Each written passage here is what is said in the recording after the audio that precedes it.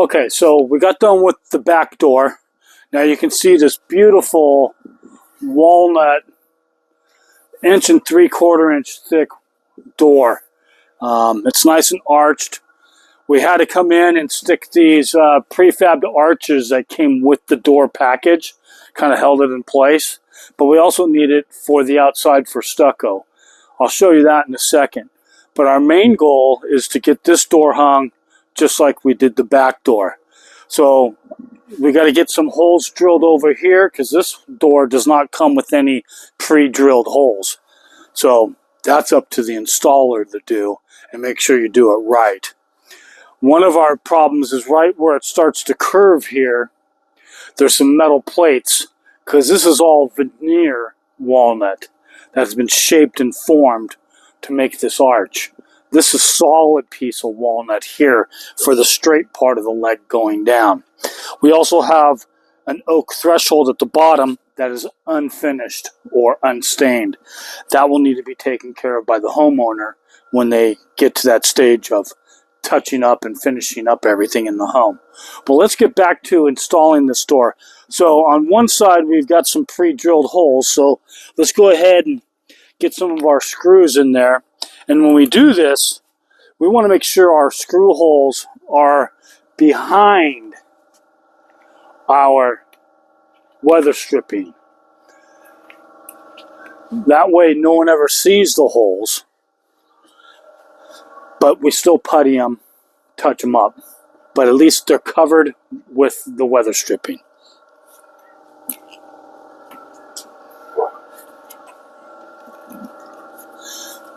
Okay, so you're pretty flush right there. So one of our goals is we need to make sure that, again, just like we did the other side, there's 5/8 drywall going up. So we have this 5/8 shim block so we know where to keep our door flush to, okay? So one of the things, I'm going to go ahead and put a screw in this side on the top and that side on the top. And obviously the top is just before the arch. So let me go ahead and get a screw hole in there because I don't think we actually prepped that one yet.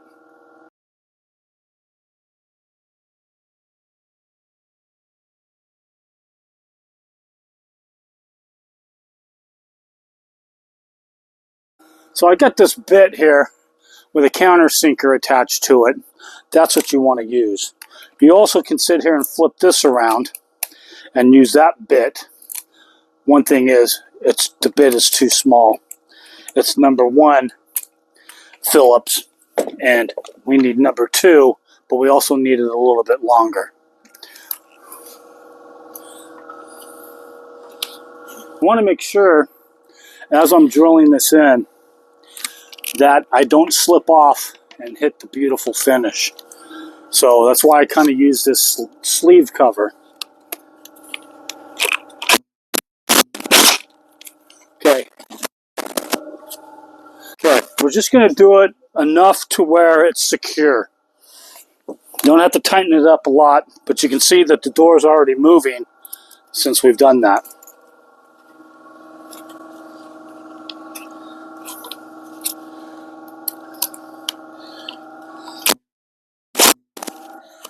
Again, make sure you're flush.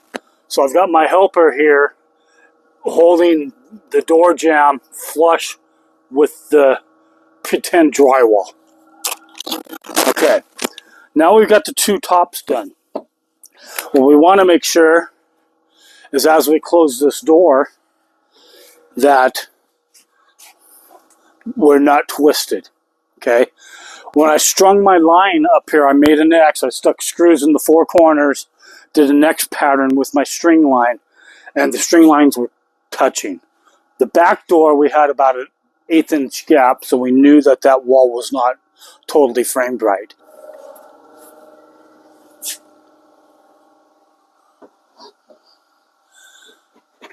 Okay, so when I try to shut the door, I'm hitting up here. I mean, I'm sticking out. See that? And then all of a sudden, whoop, well, now I come off the door down here. So I do know that this bottom needs to go out a little bit. or that bottom in there needs to come in a little bit. Now, the door is only about 1/8 of an inch sticking out on this side and sticking in about 1/8 of an inch over there. Let me go ahead and get a screw secured over here on this hinge side first, down low, and then I will twist this one over here and get that one true to fit the door.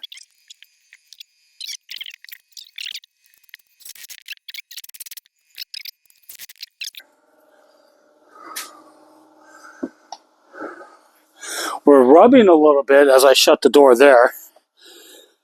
Okay, but now we're almost sitting flush, and I haven't even really messed with the side yet. Push the door open.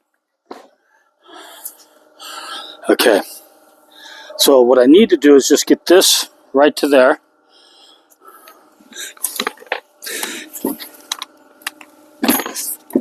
And I probably need to drill a hole.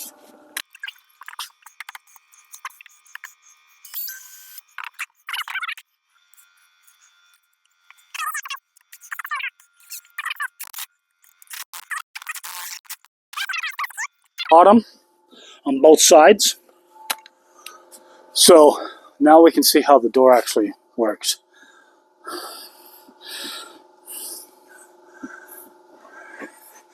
Okay, so same problem we had with the other door. The hinge side pulling this way, right? So here's the hinges. The door's pulling this way. So it's hard to close right here at this arch. So what I'm going to do is I'm going to take a screw out of one of these hinges. Put one of our long screws in.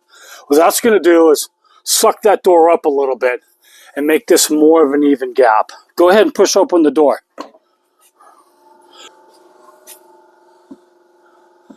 Yeah, it still didn't quite do it, so I might have to do another one over here and pull that over. The reason why, I can see that my gap is big up here, right over here in this area on the door. And I don't have much of a gap at all over there. So somehow, I need to shift that door this way. I got to take this and just move it about 1/8 of an inch. And I think everything would be okay after that. Now, obviously, you don't see a place for a handle, or my apprentice wouldn't be outside opening and closing the door for me. We can just grab it and open it up. So the homeowner's going to have to prep that. But everything looks good. The reveal down at the bottom looks pretty good. It's the reveal all the way around this arch, pretty good. And then everything over here, my hinge side is right on. It looks really nice. All the way down, we got a nice even reveal all the way down. And because it's already a finished door, we don't have to worry about paint. We just have to worry about future stain and the door actually swelling from expansion and contraction. But we'll go ahead and open this up. And that's pretty much installed. Now what we're going to do is we'll finish it off. Just put the rest of our screws in, and that's it.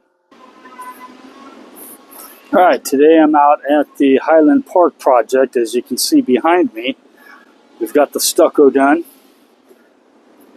We've got all of our drywall done. We've got our roof on. We're doing some finish work on the inside. Some red oak true hardwood floor. This house is coming out beautiful. We're bringing it back to 100 years. They're going with some really nice stuff. As you can see behind me, we've got the arch. But let's check out what the other thing that's really cool is that front door. That front door arch is beautiful. It's I think it's a walnut door, beautifully stained, and then the floor, the red oak, is going to be stained to match that as close as possible. Let me take you around and show you the stucco. We're going to be starting the crawl space in a couple of days. I'm going to try to get underneath there, show you some things there, and then just walk around the house and show you some really interesting passive house techniques that we did to this property. All right, let's take a look at that front door first.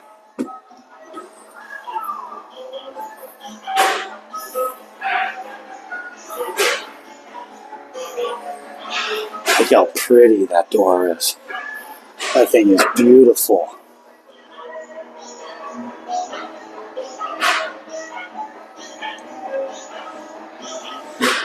Beautifully stained, nice match. Everything looks really good.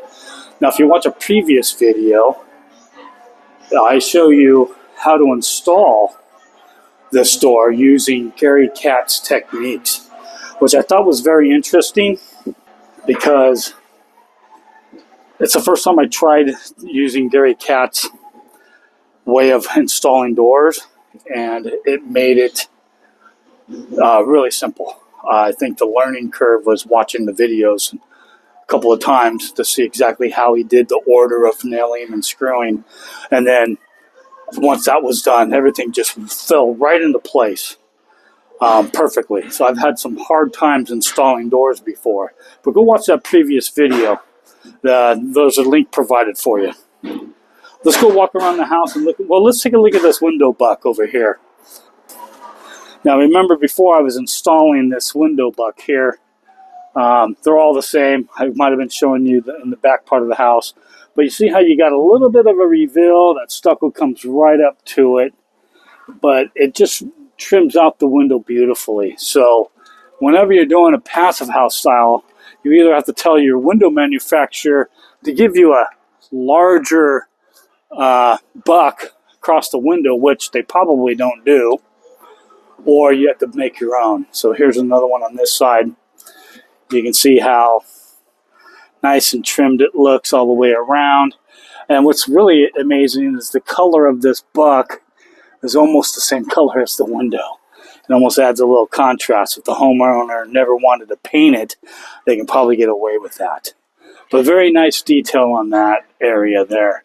And also, look at the stucco. It's not quite as smooth, but it's just a little pebble finish, or a little sand finish. It's beautiful though. Nice arches. The homeowner built this, put the arches in, did a really good job, and redid this whole deck, and it came out nice. And I also got some of the 475 waterproof vapor barrier down on this, so as water gets on it, it can drain out. Whew, all these windows. Nice little reveal. You can still see a little bit of my Craig jig hole here. Probably not that big of a deal. But there's a spot for a light fixture. But you can see how the buck, you got a 1/4 inch, 3/8 reveal all the way through.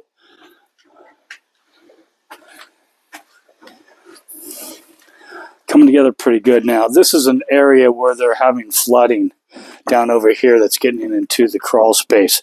So the homeowner's got to get all this concrete out and put a drainage mat down and some drains and get the water away from the home.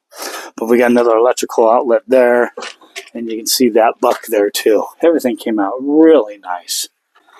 And then if you look at our soffit on this back side of the house, we have to have a soffit for fire reasons. But as you can see, we're vented. Now, that vent is tied into the bottom of this wall down here where we did our, and you're probably not going to be able to see it at this angle, where we did our mortar vent. I got another spot that I can take you to that looks much better, and we'll be able to get better access.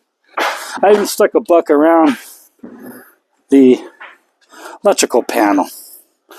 Okay, that way the stucco can butt up nicely instead of having the stucco butt up to the panel. This panel can be easily removed, but it would obviously need one bigger or the same size to go back into that spot. So if we get underneath here, we can see our weep screed there, and then I'm not quite sure if you can see the mortar vent or not. I don't think so. So it's deep in there, but it's there. So now air can move freely from here, travels up behind that stucco, hot air rises, gets up into that soffit, comes out our soffit vents. Okay, now on the side of the house where there's not a soffit vent, You can see that we've got a gap up there, butted right up to the lookouts, those 2x4s that are coming off the roof. And then that gap up there, that's where our mortar vent is.